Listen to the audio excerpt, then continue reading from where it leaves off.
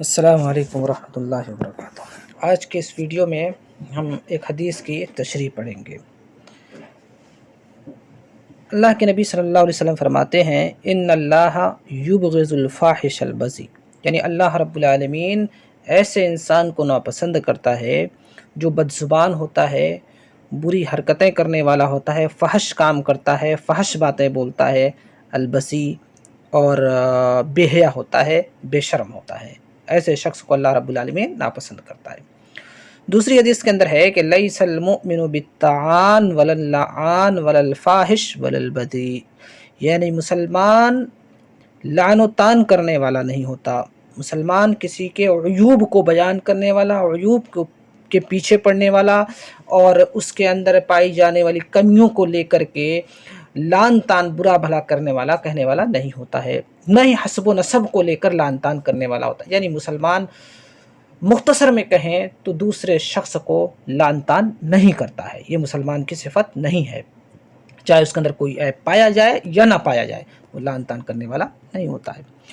دوسری چیز اللہ کے نبی نے کہا ولا الفاحش ولا البذی، یہ تو میں ابھی بتا چکا، فاحش یعنی نہ تو زبان سے فحش باتیں کرتا ہے، نہ فحش کام کرتا ہے، اور نہ ہی بے حیا اور بے شرم ہوتا ہے، یہ مسلمان کی صفت نہیں ہے، مسلمان ایسا نہیں ہوتا ہے۔ جہاں تک کئی فحش باتیں بولنا یعنی گالی گلوچ کرنا، بری باتیں بولنا، برے اعمال کرنا، تو یہ ایک ایسی چیز ہے جس کے بارے میں اللہ کے نبی صلی اللہ علیہ وسلم نے فرمایا کہ یہ منافق کی ایک علامت ہے۔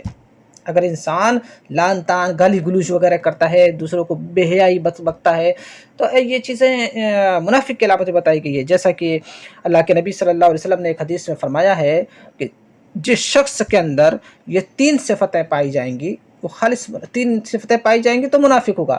جس شخص کے اندر تین کے علاوہ ایک صفت اور ہے وہ اگر پائی جائے تو وہ خالص منافق ہوگا۔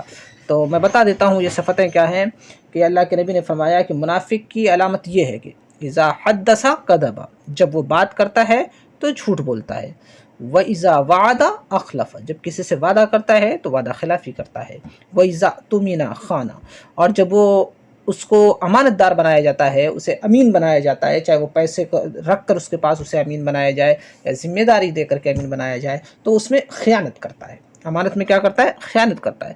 یہ تین چیزیں منافق کی علامت ہیں۔ اللہ کے نبی نے ایک حدیث میں فرمایا اگر یہ چوتھی چیز بتایا آپ نے کہ اگر یہ چوتھی چیز بھی پائی جائے تو خالص منافق ہے۔ چوتھی چیز کیا ہے؟ وَإِذَا خَاصَمَ فَجَرَ، اور جب وہ لڑائی جھگڑا کرتا ہے، کسی سے اس کا کچھ اختلاف ہو جاتا ہے، لڑائی ہو جاتی ہے، تو گالی گلوچ کرنے لگتا ہے، گالیاں بکنے لگتا ہے۔ اگر ایسا انسان ہے تو اللہ کے نبی نے فرمایا کہ وہ خالص منافق ہے، لیکن یہ اعتقادی منافق نہیں ہے بلکہ عملی منافق ہے۔ تو اللہ رب العالمین سے دعا ہے کہ اللہ رب العالمین ہم سبھی لوگوں کو ان بری حرکات سے بچائے، ہمیں لعن طعن کرنے سے محفوظ رکھے، ہمیں فحش گوئی، فحش حرکات اور بے حیائی اور بے شرمی سے محفوظ رکھے اللہ رب العالمین۔ آمین۔ وآخر دعوانا الحمدللہ رب العالمین۔